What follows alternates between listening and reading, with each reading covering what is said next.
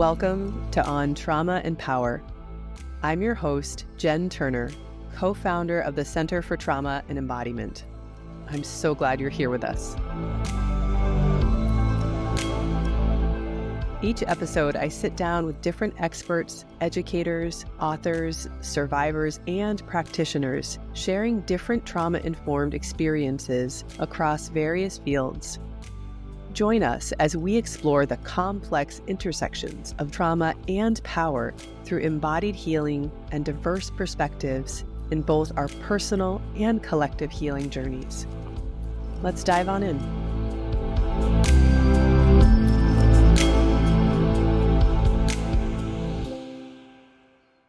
Hey, Rodrigo. Thank you for being here. Welcome. Hello, Jen. Thanks for inviting me to be here. Yeah, it's a real pleasure and honor.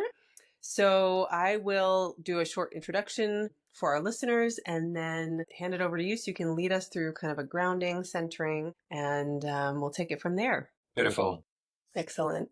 So Rodrigo Souza is an adaptive and accessible yoga teacher and specializes in yoga for individuals who have experienced trauma and disability. He is the founder of Alihopa Accessible and Adaptive Virtual Yoga Studio, where he teaches students of diverse abilities worldwide. Rodrigo also works with nonprofits, community centers, and an active rehabilitation center in Sweden, supporting newly injured individuals. Committed to building a supportive community, he leads a monthly ambassador mentorship program for accessible yoga teachers, helping them bring yoga to marginalized groups with purpose and compassion. Welcome, and I'll hand it over to you. Thank you so much, Jen. I would love to invite all the listeners to try to find a comfortable place in your seat. Maybe we can start by rocking our body from side to side just a little bit, shifting your weight between the left and the right sitting bone, and noticing how it feels, and try to find a comfortable place around that. Once you found the middle ground, you can come back to center. And if it's comfortable for you, I would love to invite you to either to close your eyes, or you can have a soft gaze as well. And very gentle, I would like us to start noticing how we feel at this present moment, without any judgment, without labels. Bring yourself back to your body very gently, and noticing if is there any sensations right now, which could be a physical, emotional sensation. We can observe it without taking any action, just being with it. Noticing how is it to be you at this present moment. You can soften your jaw, inside of your mouth, soften the shoulders, and compassionately expand this awareness a little bit further. And let's invite the mind now. Notice what's going on in your mind at this present moment. Again, non-judgmentally, we're just going to stay beside it. Notice the thoughts, maybe the worries. Spend some time here. We can soften the muscle between your eyebrows, soften your temples. And lastly, expand this awareness a little bit further. And I invite you to kindly notice how does your body choose to breathe at this present moment. Invite the breath in. Non-judgmentally observe the breath. You don't need to change anything. Just observe how your body is choosing to breathe at this moment. And be with it. Notice how your body surrenders itself to gravity as you exhale. And try to soften your eyes, behind the eyes. And with each exhalation, try to soften yourself a little bit further. Like you surrender yourself to gravity with each exhalation. landing compassionately, filled with love and kindness at this beautiful body of yours. You can raise the corners of your mouth a little bit if it feels comfortable. And I invite you to gently start bringing yourself back. Maybe open your eyes if you're closed. And take a time here now to reorient yourself in space. Look around. If you have a window close to you, look through the window. Feel the temperature of the room you're in. And try to notice the space your body occupies in space as well. Being aware of things as they are. I invite you to invite some movement to your body now. Can be anything you choose. Can be a cat call, can be a sun breath. Whatever your body's asking you to do now. Oh. What is it that you want at this present moment? What would bring you more comfort to your body? Beautiful.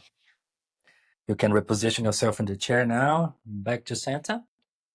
And let's take a collective breath here, deep inhale through the nose. And a long and soft exhale through the mouth, a little sigh. Ah. Beautiful. Thank you, Jen. Thank you so much. That was wonderful. I love the language of notice how it is to be you or something like that's just it's Yeah. so spacious. Yeah, I love that. I love to break the narrative of my day doing that, you know. Sometimes we get so caught up on things and we forget how is it to be us. We just are us. Yeah, but like we are us in the doing modes. We're doing things all the time, not in the being modes. How is it to be you? You know, when I mean be is to be there, right? It's not to be somewhere else. It's actually being here now, you know, with the now, right? Absolutely. Well, thank you so much for leading us through that. Um, and again, thanks for being here. I wonder if we could start. You're often so generous of sharing about your story and kind of how you came to adaptive yoga. Is that something we could start with today? Sure. It's a great start question. I got into yoga around, I am 43 years old. I got into yoga around my middle 20s. I was about 25 or 26. And I used to live in London. And I used to practice Bikram yoga, you know, hot yoga. The 23 pose done twice in a heated room. I love that. Yoga was very physical for me, you know, back in my 20s. And I practiced that for a few years, you know. Fast forward time, I moved to Sweden. I fell in love with this beautiful Swedish woman, and I was hiking in Brazil. I am from Brazil, and I fell, and I had a spinal cord injury, and I became paralyzed from the chest down. I was 33 years old, exactly 10 years ago. And in the rehabilitation center, I could incorporate adaptive yoga into my rehabilitation process. I was in bed one day, and my physiotherapist, she showed me a stretch where you pull your knee towards your chest, and it reminded me of the pose number 14 or 13 in Bikram yoga, you know. And I was like, wow, this looks like yoga. Maybe I can incorporate yoga into my rehabilitation process, and I did. I Googled it, and I found a disabled teacher, Matthew Sanford, who also has a spinal cord injury. And I remember that I start studying through a DVD that they sent me. And I started incorporating adaptive yoga to my rehabilitation process. I was doing yoga every day and physiotherapy like twice or three times a week. And, you know, I had the privilege to deal with I was going through in a more holistic way, let's say. Is that something that you came to, that you sort of led with to be more holistic, or it was also where the facility you were at kind of approached it from that lens? No, no, no, no. The facility that I was at was not at all holistic. Unfortunately, the medical model, they treat the diagnose, they treat the symptom, and they treat you with like pharmaceutics most of the time. So this was something that I went looking for, because I was a yoga practitioner before my accident, and I knew that it could be beneficial. But what I realized was that, as I was incorporating yoga to my rehabilitation process, wasn't physical as Bikram was one day. I used to say that before my accident, I used to practice yoga for my body, and then after my accident, I start practice for my soul. Because I was a completely different kind of approach that I took. It was more like a subtle practice of being in your body to help me decrease all the grief and the suffering I was going through. What was that process like to go from such a physical practice and then shifting? I mean, I can't imagine it was a smooth transition. No, no, it wasn't. And it's challenging for us to switch down the volume of distractions and come back to yourself. It's very challenging, especially if you experience trauma like spinal cord injury, because your body becomes a place where it's not very welcoming anymore. There is so much grief and limitations, as well as old memories of things that you did before and you can no longer do. So your body is definitely not a place that you want to be. With the practice of yoga, you bring yourself back daily, or very very often.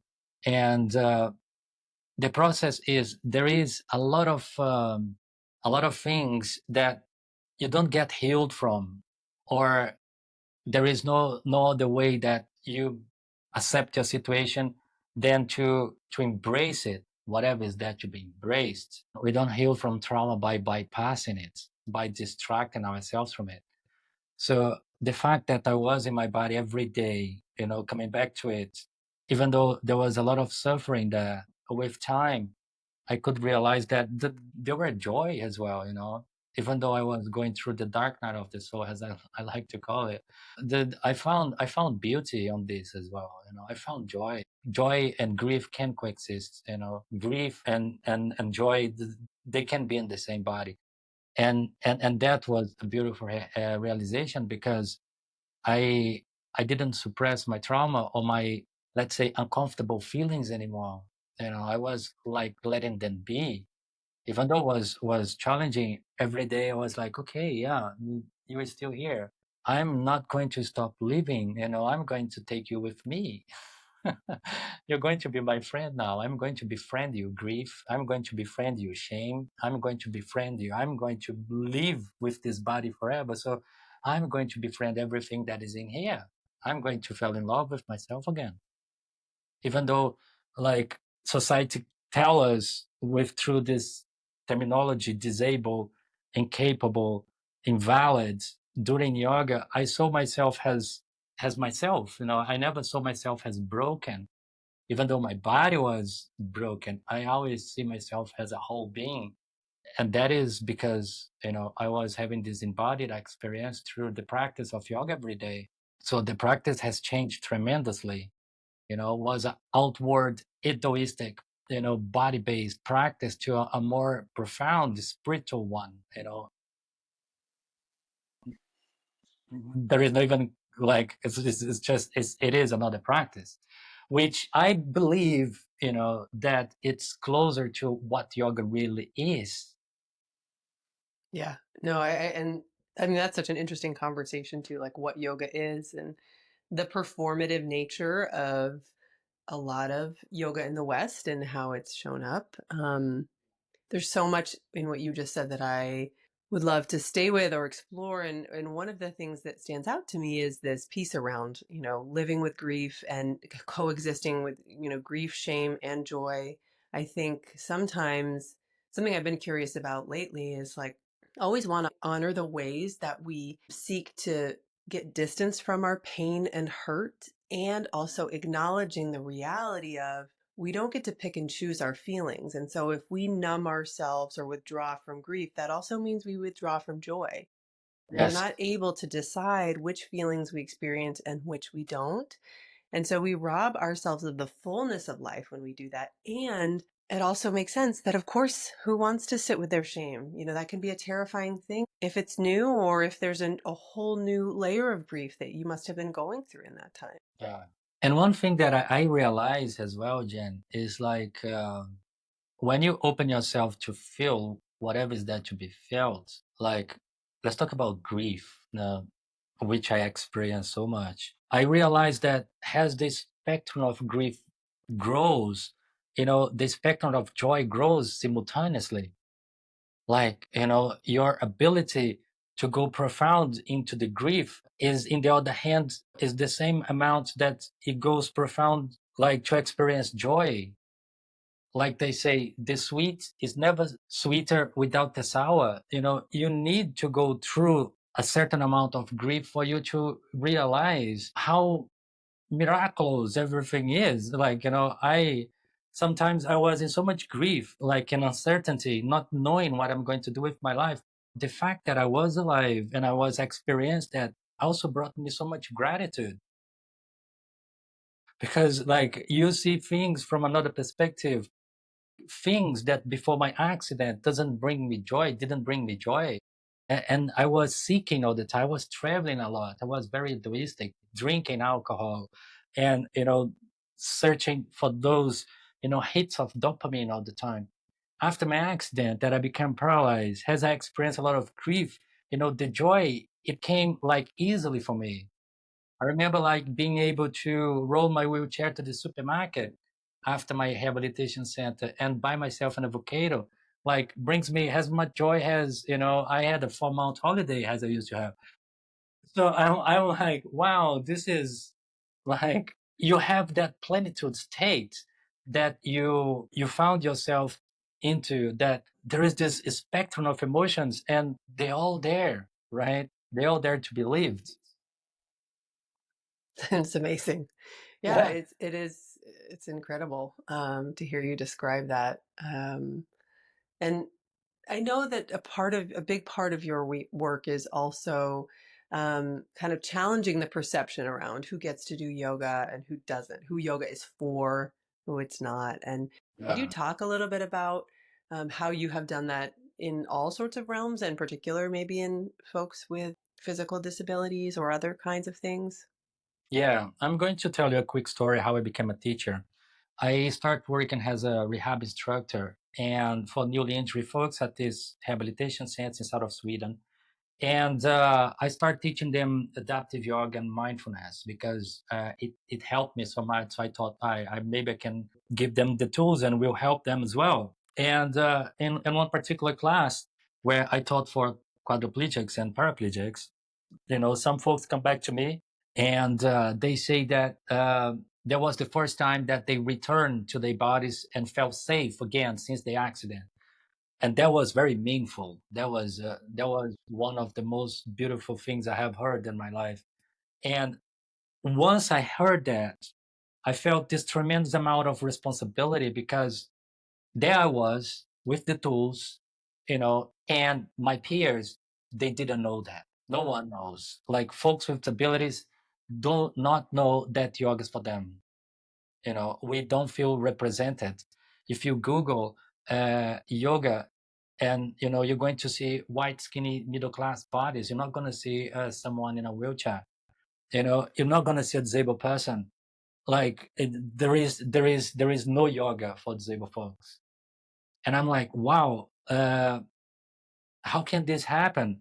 I got in touch with my teacher again, and I asked him to educate me, and then I started studying with Matthew Sanford and Jivana Heyman, and I did some yoga teacher trainings, And in my process of educating myself, I realized that there was so much work to be done because disabled folks didn't know that yoga is for them. So I needed to use my representativity and shout, yes, yoga is for you.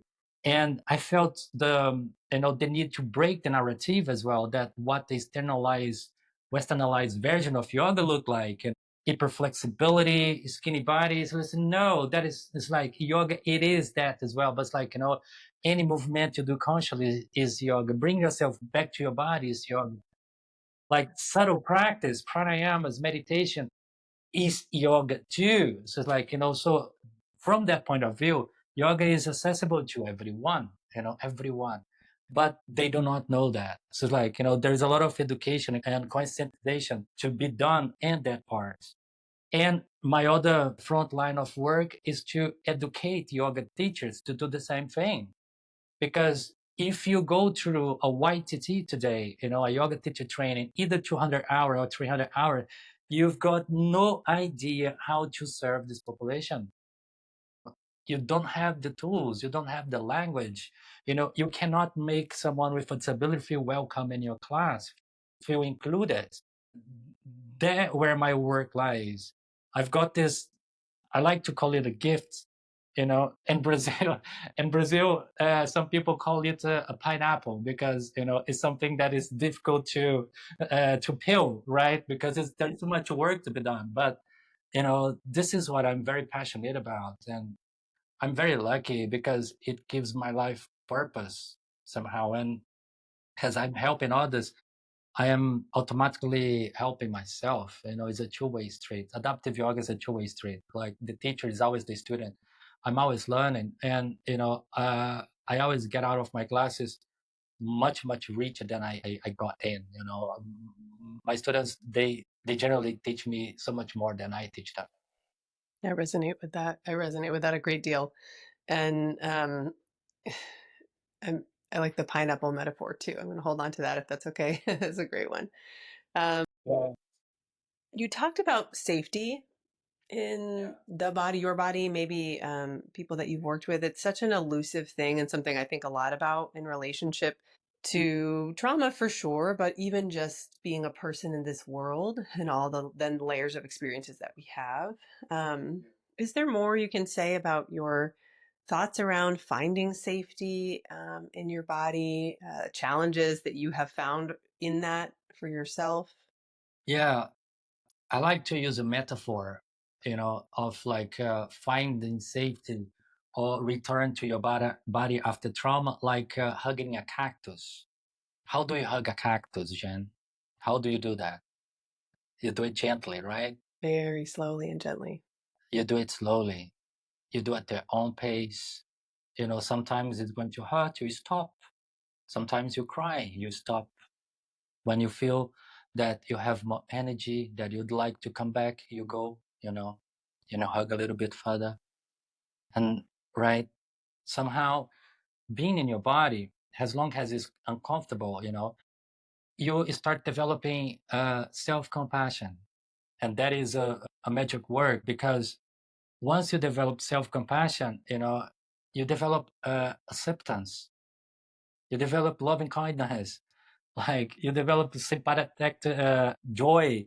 There are so many things that comes with it, and it's not about feeling sorry for yourself, but it's about accepting that suffering is part of everything. And maybe these things happen to you not to have something like let's say pejorative or even tragic in your life, but to deepen your human experience while you're here, and as difficult it is, I think it's a process that you got to go through, to inhabitate again, the body you live in, and try to make the best out of it, and whatever situation you're in, you need to come back to it.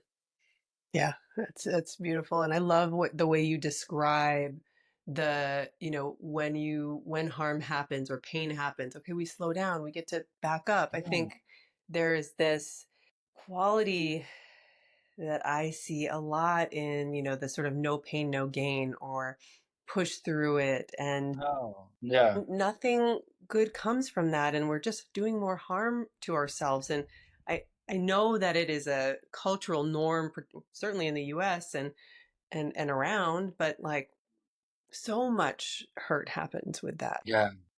And you got to make it sustainable.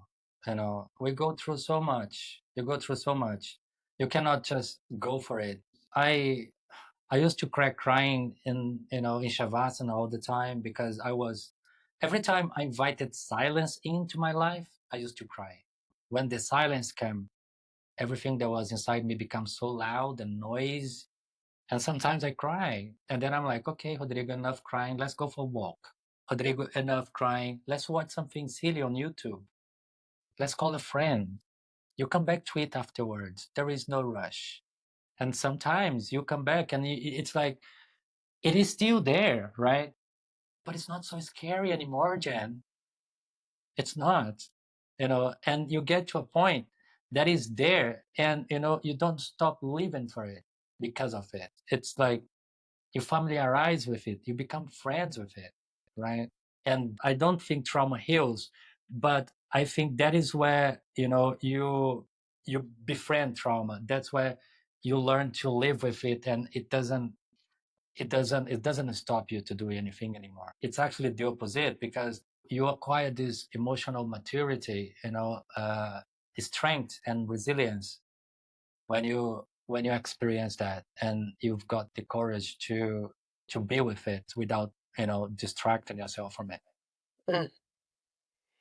It's a lot of really deep work. I tell you something, it's a lifelong work, I would say. You're never ready, you're never healed. you know I cry, I've got bad days.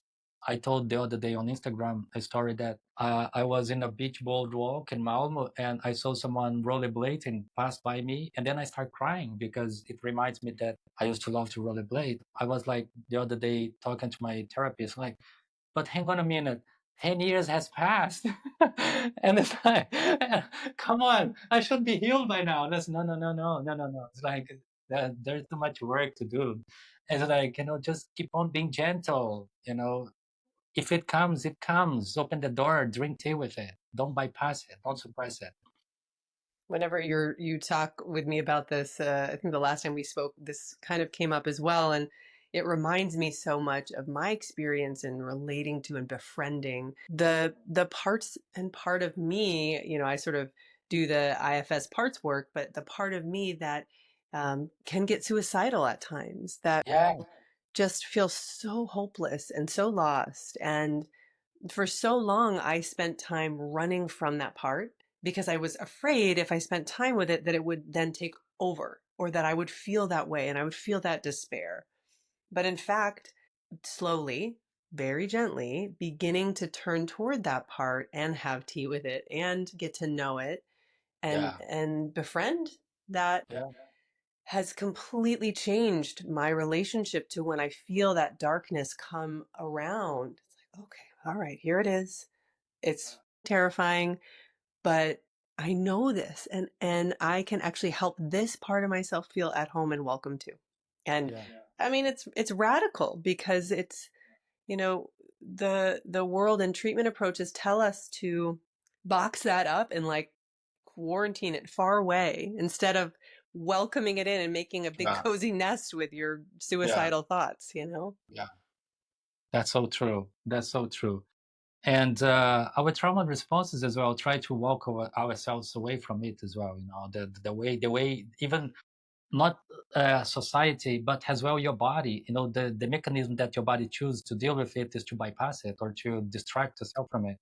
So you're going through a big current here. You are swimming against the current, like against the side current, against like your instincts sometimes as well. Because it's not comfortable, Jen. It's not comfortable. you know some folks, they hit the booze, the alcohol, pornography, social media, work. I used to I am still working on this because most of my trauma response is related to work. I overdo it sometimes, and it's always being aware of it and saying, hang on a minute, Let's bring ourselves back. Let's invite the silence back in, you know? Yeah, I agree. And I find too that when I observe my patterns, it is also befriending those too. I'm like, okay, there you go again, Jen. You're doing the thing. It's okay. Like, Yeah, it's also not piling on the shame around that. It's like, yep. I no, do no, also no, share no. in the work thing as well. And it's like I'll just watch myself Yeah, and then sometimes I'll stop it and sometimes I won't. But it is that yeah, compassion, right? You just yeah, yeah, yeah. It's one step forward and two backwards. And sometimes you get yourself, you're actually going backward consciously, and you see doing that, and then you're like, okay, let's do that. That's no rush. We come back tomorrow. We do again. And that's why I say it's a lifelong process. It's a marathon. It's not a sprint. It's like there is no place to arrive, Jan. That's right. That's right. And I think, one of the ways that I've noticed that come up in doing trauma sensitive yoga is that if someone gets activated by a specific shape or movement, right? There can be this sense that, like, oh, if only a sexual assault survivor could do happy baby, then they're going to be healed. And it's like, unfortunately, no. And you never have to do happy baby. You can Yeah, do yoga and experience your body and be in your body. And to your point, it's like the actual shape isn't something we necessarily have to be attached to. It's the way yeah, of doing things. So we also exactly. get to say no and say, I'm going to let that one go. I'm never going to do that one. And that's okay. Yeah, I facilitate. I have the grace to facilitate yoga to folks who experience like cervical and spinal cord injuries, which means that they are quadriplegics. They are paralyzed from the chest down, and there is very little movement. There is very little muscular activation, and we have the most profound practices, and they get the benefits out of it. So, like, you do not need to add any movement to the practice to experience it. Mm. One of the things that I think you also speak to is the importance of community. And I can see what a beautiful community you have built and are building. Yeah. Can you talk more about either your experience in building community and kind of your hopes for the communities you're building and working with? I believe I am an optimist person, Jen. I noticed. I am like I am a short-term indecisive, but a long-term optimist. I like to say that, and I believe that change is possible. I believe that there is more good than bad. I believe that there is more love than hate, and any change that you'd like to do, it will come in community. Like Thich Nhat Hanh used to say, that the next Buddha is a Sangha, right? And I believe in that so much because that's where I come to say that adaptive yoga is a two-way street because so many times I was in my bed, like feeling sorry for myself that I was going through, whatever I was going through. And I go back to the class that I was teaching, and I could see that not only me, but there was a lot of people that were going through grief that has their life changed through injury or through trauma. So even through grief, like you feel this sense of bounding, when you are with other people, and you spread the sense of compassion collectively. Change happens from there, from that place that acceptance, but not just for me, just for like everyone, because you start being like empathic, like you start seeing other people has part of you, because it's not that you feel that there is something missing in them neither. You start seeing them as a whole, and has someone that is experienced the same thing that you are, and you know how challenging it can be. So there is this collectively sense of like compassion, at the same time resilience to do something. Hmm. Yeah, I absolutely. And I think what stands out to me too is that the ways that when we are together that we can collectively hold each other's pain, we can also feed each other's joy, all of that, Yeah, that you speak to. Um, Was it challenging for you to find community in the beginning after your injury? Was that something you felt like you had to build? In the yoga world, I needed to build. I needed to build, and I'm still building it. Like I like to build communities when there is need to build one. And has that is something new, right? It's not very popular yet. Like I mentioned Matthew Sanford, and he has been doing this work for quite a while, but I can count in two hands, how many disabled yoga teachers, wheelchair users are there in the planet today. So it's like we need community, we need to be seen, we need to let folks know that yoga can be for us as well. So I built a community in many different spaces, in the rehabilitation center that I started teaching. The community was built because I had this sense of resonance with what my students were going through. But outside it, like we build communities of teachers that, to support each other, to make the change. Today we have adaptive yoga teachers teaching disabled folks inside the church in Northeast Brazil, in Australia, in a community in Seattle. It's like there are folks doing this work like everywhere. So we build community, and folks are building community inside the community, and change happens.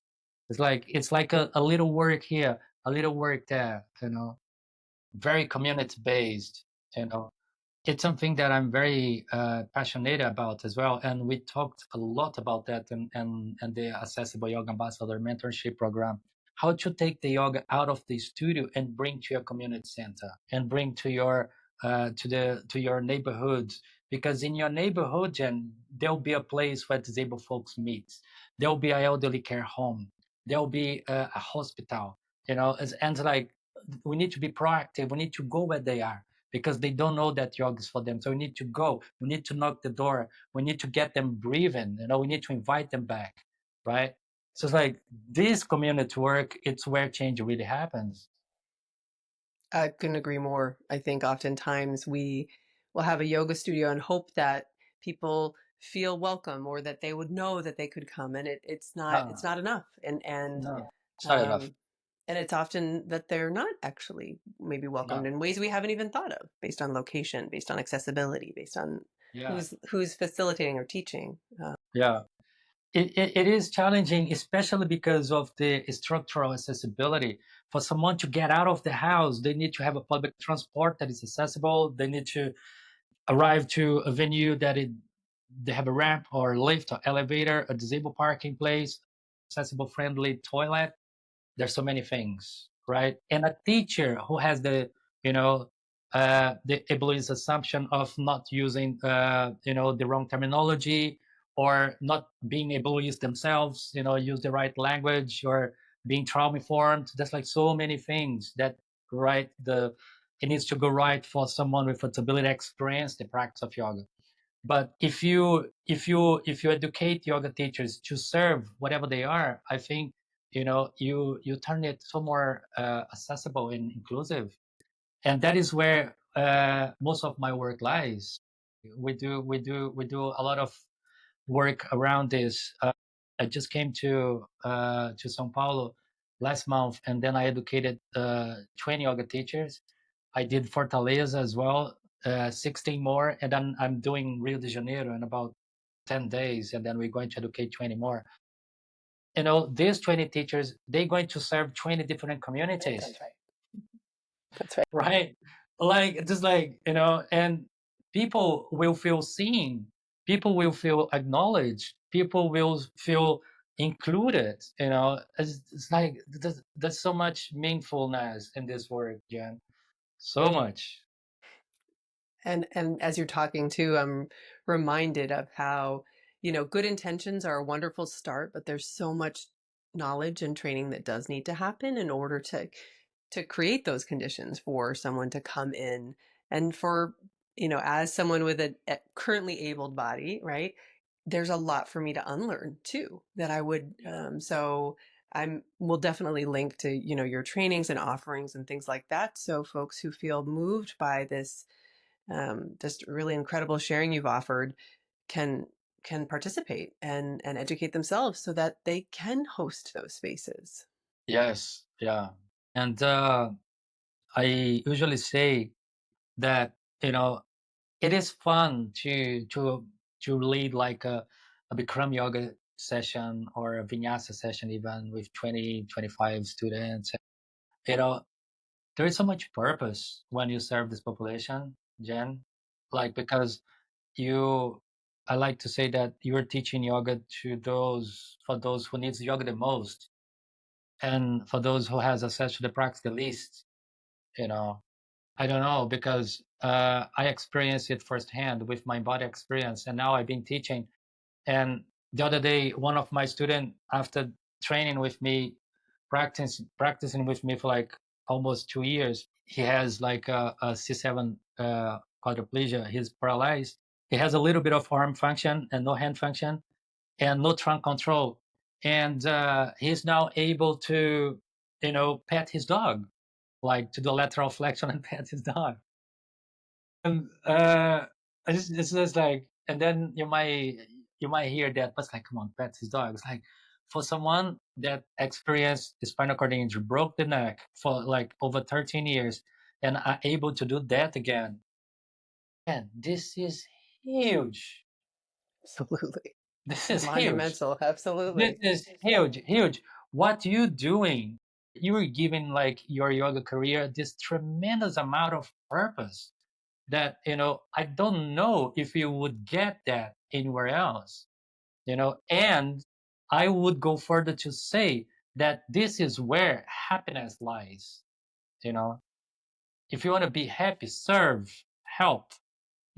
Be of service, but be of service of those who are in need of service.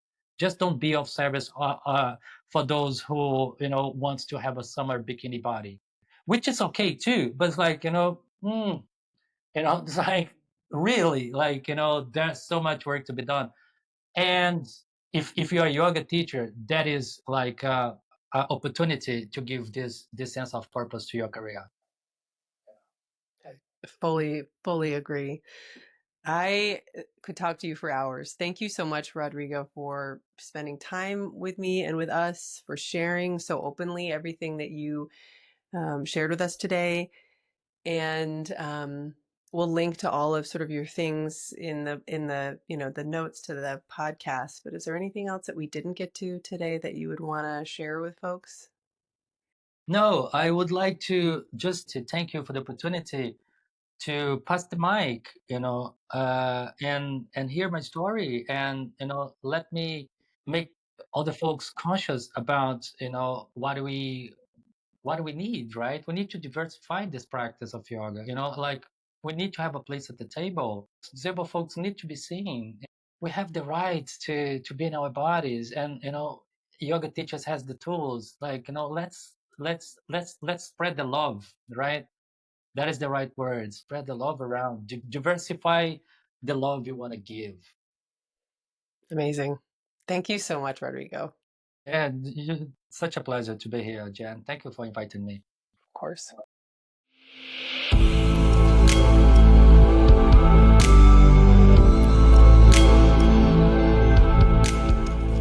Thank you so much for being with us today.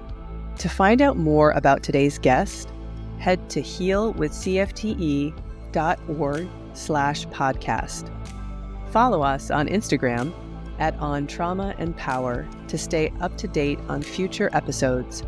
And be sure to like and subscribe to On Trauma and Power wherever you listen to your podcast. We'll see you next time. Take care.